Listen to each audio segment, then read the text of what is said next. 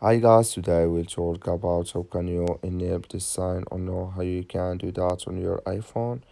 So you just follow these ways, then it's going to work with you. All you have to do in verse here, you just click on settings here, just click on it. Then it's going to take you to your settings. It's going to show for you like this. You go down here, just keep going down. You click here on accessibility here, just click on it. You come to next step here, it's going to show for you like this. Then you click here on spoken content, just click on it.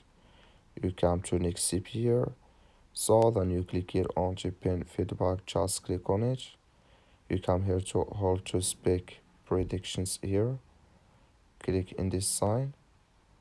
Like you see this color show for us, that's mean it's enabled with us now.